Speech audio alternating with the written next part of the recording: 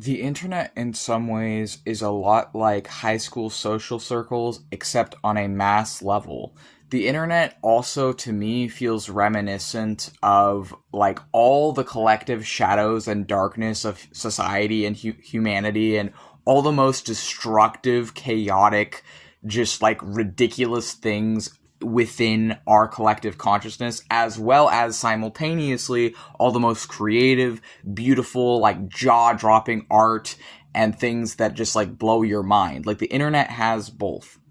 So I want to say that, like, one of the things with the internet is that I feel like it unfortunately kind of perpetuates this idea of minorities being like a cohesive or collective community. It kind of perpetuates this idea that, oh, if we're both trans, we automatically get along for having that one thing in common with each other. If we're both autistic, we automatically get along for having that one thing in common with each other.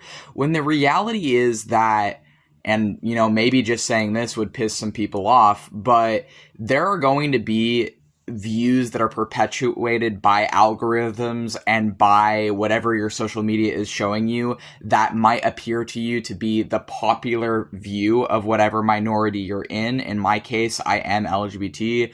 I'm in a lot of different parts of the LGBT umbrella.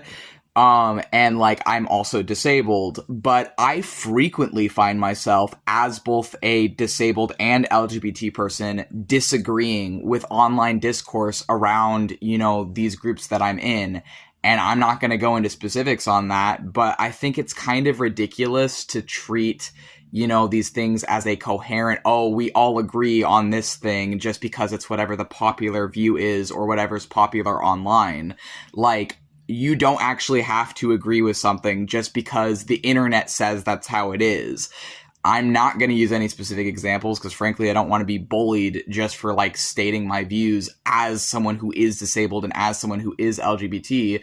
But there are things I see online. There are things I see from other autistic people, from other queer people that I don't agree with, that I don't support, and that I don't frankly want anything to do with, and that are not relevant to me, that are not relevant to the people I know, and frankly, I genuinely believe are actually harmful and actually create more infighting and creates more problems for my demographics.